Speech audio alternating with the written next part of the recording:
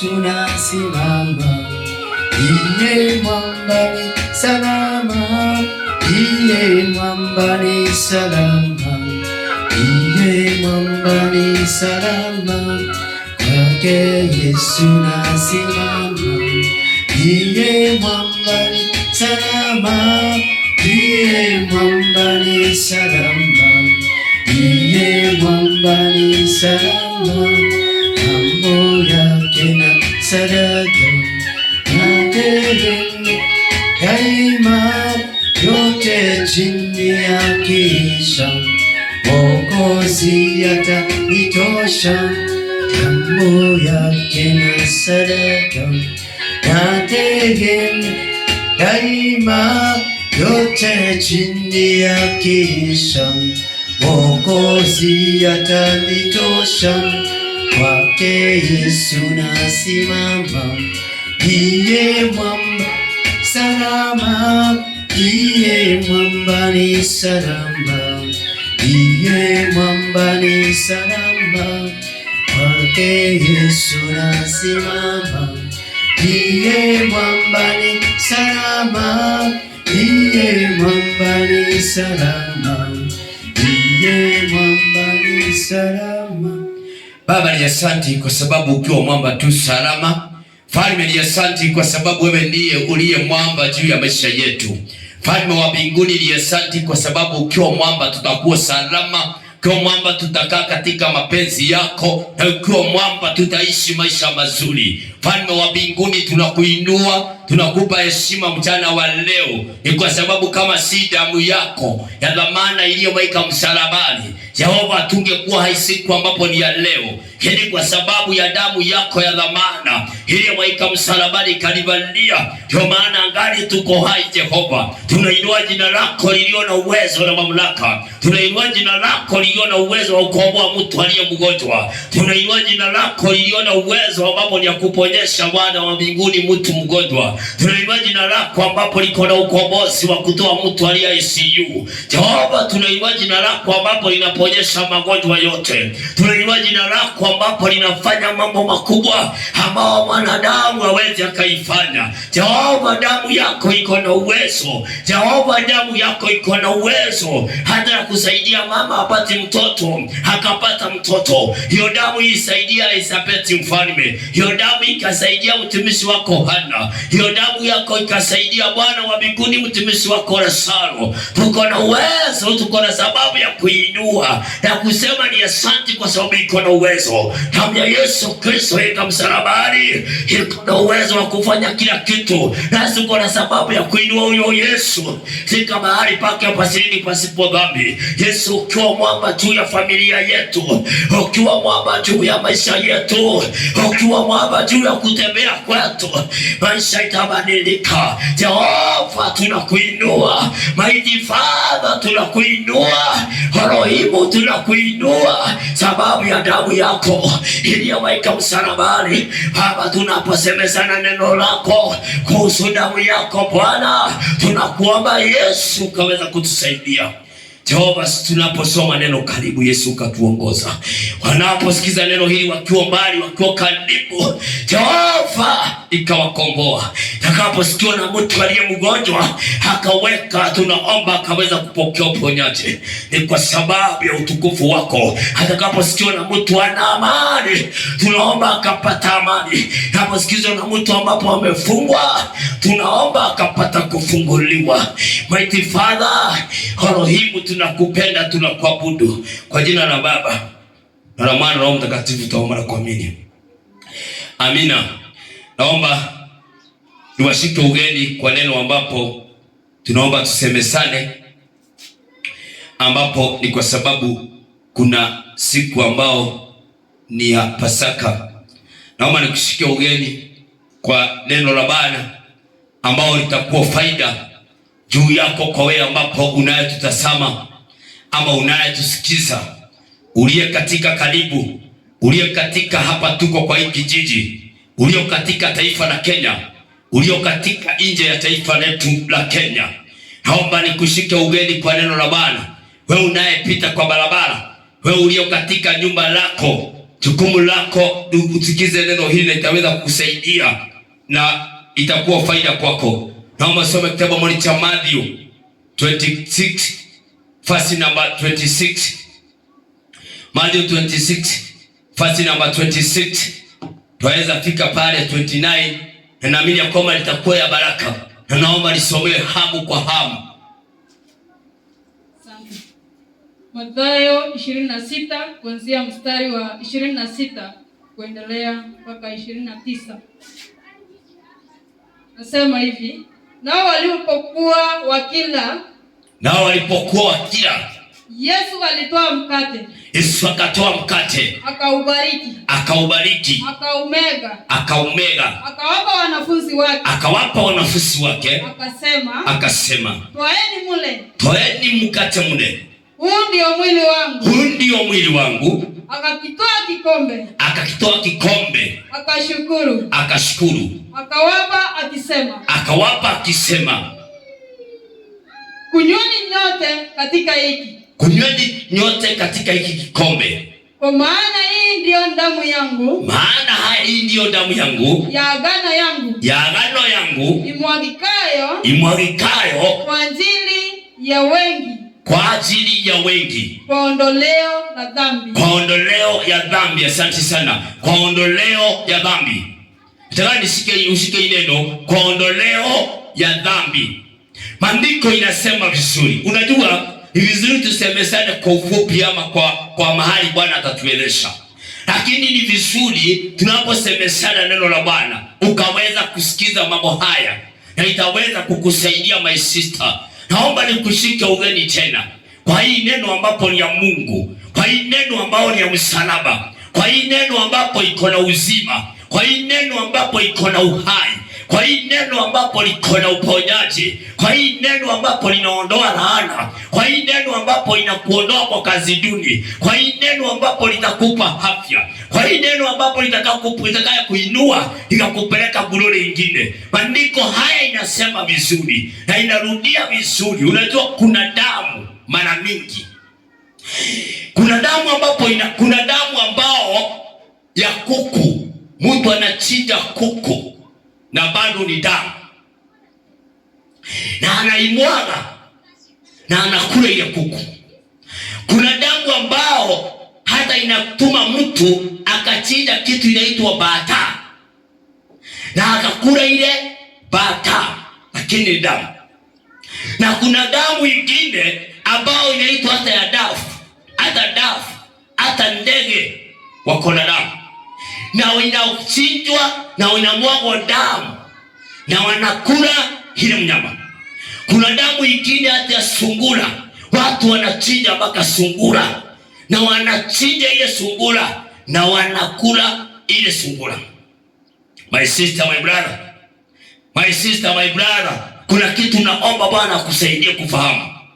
Kuna kitu ambao ninaomba Bwana ajaribu kukusaidia kuiweka ndani ya akili zako, kuiweka ndani ya moyo wako, kuiweka ndani ya imani yako, kwamba kuna damu mingi, damu tofauti, na zote ni damu. Na kuna mabwana tofauti, na wote ni mabwana. Halo, kuna mabwana tofauti, na wote ni mabwana. Lakini kuna damu moja na kuna Bwana mmoja, ambao hii damu moja ni ya dhamana. Hii damu moja ni ya Bwana Yesu, ambao hii damu ndiyo Yesu aliambia wanafunzi wake kwamba waweze kuikunywa, na akaiweka ndani ya kikombe na akawaambia, kunyweni hii damu iliyo ndani ya kikombe, iliyoondolewa ya dhambi kwa watu wote ama kwa dunia mzima. Wajua damu ya ngamia, damu ambapo ni ya farasi, haiwezi kaondoa, haiwezi kuwa na uwezo wa kuondoa ya dhambi, hata katika wewe peke yako, hata katika jamii yako, hata katika uzao wa tumbo lako. Lakini maandiko inasema vizuri hati Yesu aliambia wanafunzi, kunyweni hii damu iliye na uwezo na mamlaka ya kuondoa dhambi katika ulimwengu mzima, katika taifa la Kenya, katika dunia mzima. Iko na uwezo na mamlaka, iko na uwezo na mamlaka ya kuondoa laana, ya kuondoa vifungo, ya kuondoa magonjwa. Iwe ni magonjwa ya HIV, iwe ni magonjwa ya kadhaa. Hii damu ya Yesu Kristo iliyemwagika msalabani, aliyetupea tukanywa, ikiingia ndani yetu umasikini unaondoka. Ikiingia ndani yetu ile kukataliwa inaondoka. Ikiingia ndani yetu tunaweza kuumbiwa mwili mpya, tunapata mwili mpya, tunapata mwili mpya, mwili wa magonjwa ile ICU, ile huko ICU. Yani umekuwa katika nyumba, pande moja ni chemistry, ukipinduka hivi unameza madawa. Kuna mtu mmoja niliyoombea aliniambia yeye anakunywa dawa 15 kabla lale, dawa 15 kabla lale, dawa 15 kabla lale. Wengine karibia anakunywa dawa kama 20 kabla nilale. Hii nikapata usingizi. Hakutaka kutangazia mtu aliye na magonjwa ya kwamba kuna damu inayokuponyesha, kuna damu ya tumaini ambayo iko na uponyaji wako, kuna damu iliyo na uwezo, hata kana kwamba umerogwa, hata kana kwamba ni uganga, hata kana kwamba ni uchawi. Kuna damu ya kukuondolea hiyo uchawi. Kuna damu, kuna damu ya kukomboa. Damu ya Yesu, damu ya Yesu, damu ya Yesu haiwezi kufananishwa na kitu chochote. Damu ya Kristo Yesu haiwezi kufananishwa na kitu chochote, sababu ni damu iliyo na uwezo na mamlaka ya kumama pati mtoto kwa miaka mingi. Hii damu ikimuguza anapokea mtoto. Ilipoguza Elizabeti, ilipoguza Hana, ilipoguza Sara, maandiko inasema wakanyonyesha. Maandiko inasema wakanyonyesha. Kimbilia damu ya Yesu, wewe utaokoka. Kimbilia damu ya Yesu ikuponyeshe. Kimbilia damu ya Yesu ikuponyeshe. Hadi unaona huyu mama alikuwa anatokwa na damu kwa miaka 12. Alielewa, akaona ya kwamba hii damu yake haitaweza kupokea, hata haitaweza kuzibika, ama hataweza kupokea uponyaji kupitia vitu mingi. Akaona ni vizuri akimbilie pindo ya Yesu. Maandiko inasema aliguza pindo ya Yesu, si Yesu mwenyewe. Hapa tuelewane, aliguza pindo ya Yesu, pindo ya mavazi ya Yesu. Hapo akapokea uponyaji. Damu ya Yesu ikija ndani yako itaweza kutengeneza familia yako ikarudiana, familia isielewana. Damu ya Yesu inaponena tone ya damu ya Kristo within family, tone ya damu ya Kristo within family, familia inaelewana. Familia ambapo ina amani, tone ya damu ya Kristo Yesu. Hii damu ukikunywa iingie ndani yako, uile mkate wa Yesu, uteremshe pamoja na damu yake. My sister, magonjwa itakuwa imeondoka ndani ya maisha yako. Mwili wako utakuwa mwili mzima. Si wewe wa kwanza kuombewa na ukapokea uponyaji. Tumeombea watu wengi na Bwana akawalinda. Nilikwambia kuombewa ni bure. Nilikwambia mara nyingine kuombewa ni bure. Nilikwambia mara nyingine kuombewa ni bure. Nilikwambia mara nyingine kuombewa ni bure. Kuna kitu chochote unalipishwa, sababu damu ya Kristo Yesu imelipa deni msalabani. Damu ya Kristo Yesu imelipa deni msalabani. Unless uwe na mambo zingine zako, uwe na mambo zingine zako. But Yesu pale msalabani amekulipia deni ya magonjwa. Yesu pale msalabani amekulipia deni ya magonjwa. Unajua magonjwa huwa kwa mambo matatu. Hapo ni vizuri niseme, nikuweze kukuambia kwa upana kidogo. Magonjwa huwa kwa sababu ya mambo matatu. Jambo la kwanza, dhambi zetu. Tukawachana na Bwana, tukajiongoza kwa mambo mingi, kwa mambo yetu, mambo mingi. Hiyo yaweza tuma ukapata magonjwa. Ukajiongoza kwa mambo tofauti, mambo mingi, yaweza tuma ukapata magonjwa. Ukaenda ukajipeleka labda kwa mauganga, mauchawi. Hiyo ni kitu yaweza tuma ukapata magonjwa. Hiyo ni makosa namba 1. Makosa namba 2, kuna magonjwa ambayo ni ya Mungu kutaka kujitukuza. Labda umegonjeka na Bwana alikuwa anataka kuoneshana kupitia wewe ako na uwezo na mamlaka ya kuponyesha. Akuponyeshe ili uende ukitangaza ushuhuda katika watu kwamba kuna Mungu anayeponyesha. Manake ni magonjwa ambayo ni ya kupokea uponyaji kwa sababu Yesu amelipa deni pale msalabani. Na kuna magonjwa mengine ambayo inakuwa ndani ya maisha ya mwanadamu ambao ni magonjwa ambao ni ya hijacking ya demonic. Sasa hizo magonjwa zote zinamata na mtu personal, kwamba vile ile ugonjwa ako naye ni ugonjwa gani, sababu hiyo ugonjwa ndio itamata na vile Bwana atamponyesha na vile Bwana ataweza kumsaidia na kumpa uponyaji. Maana jukumu lako wewe, my sister, my brother, ambao unasikia ndani yako uko na magonjwa, damu ya Kristo Yesu iko na uwezo na mamlaka ya kuweza kukuponyesha. Iko na uwezo na mamlaka ya kukukomboa na kukutoa mahali pale. Lakini hii damu iliyoweka msalabani ya dhamana inateta mpaka na waganga, inateta mpaka na wachawi, sababu ukiamini hii damu ndio ikuponyeshe. Hii damu ndio ikuponyesha Kristo Yesu.